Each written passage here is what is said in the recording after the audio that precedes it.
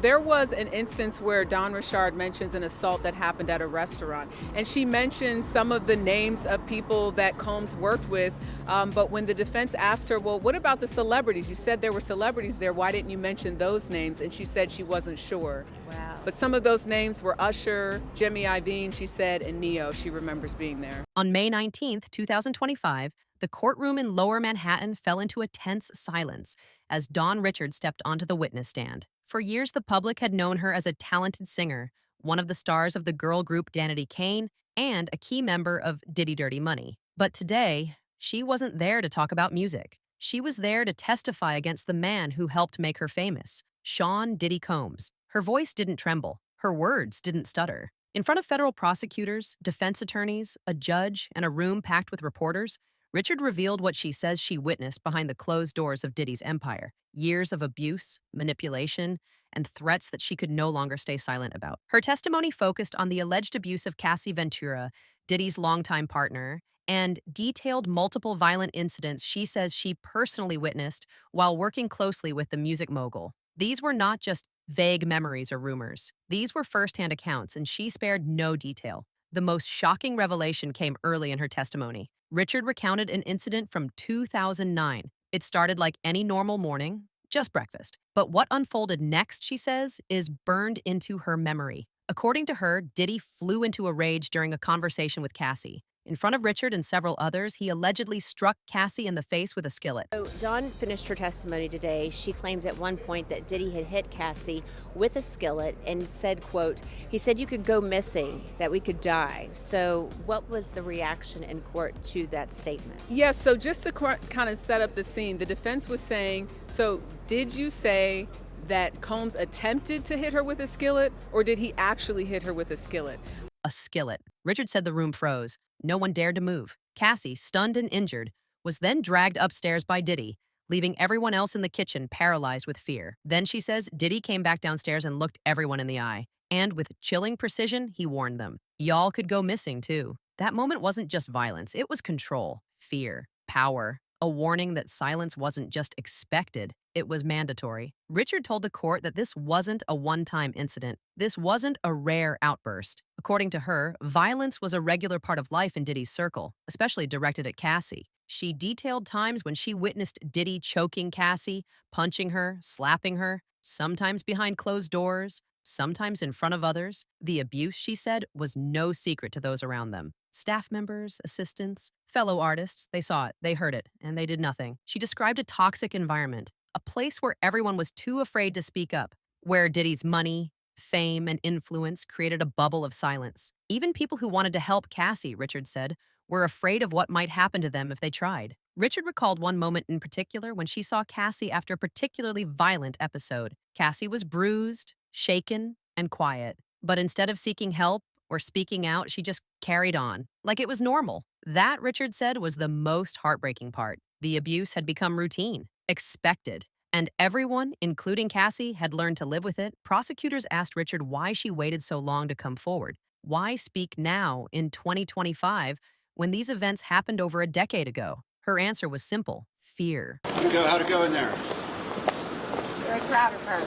She's very courageous. She's an inspiration to me.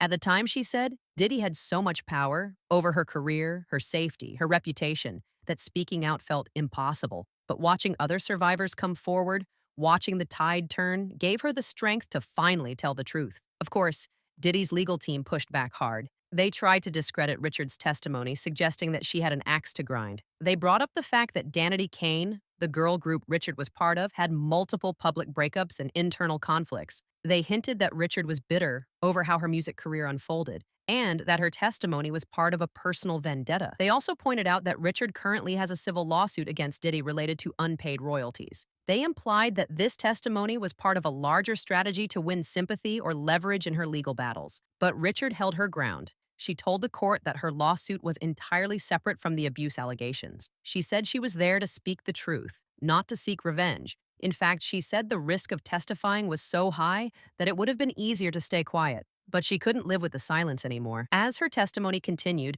Richard painted a portrait of a man who operated through fear. someone who used his power not just to control careers, but to control lives. She said Diddy's behavior wasn't just violent, it was calculated, strategic. He knew how to keep people loyal, he knew how to isolate his victims, and he knew how to keep everyone around him afraid. She also spoke about the psychological toll this environment had on her and others. Living in constant fear, watching abuse happen without being able to stop it, feeling like any misstep could destroy your career or your life. It left scars, emotional ones she says she still carries today. When asked about the culture within Bad Boy Entertainment, Richard didn't mince words. She said it was toxic, that it thrived on fear, manipulation, and control, that if you were in Diddy's good graces, you were protected. But if you crossed him or tried to help someone he was targeting, you were finished. Throughout her time on the stand, Richard's demeanor remained composed, but the emotion in her words was undeniable. She wasn't just recounting events, she was reliving them. The pain, the helplessness, the fear, they were all still there just beneath the surface. And she's not the only one speaking out.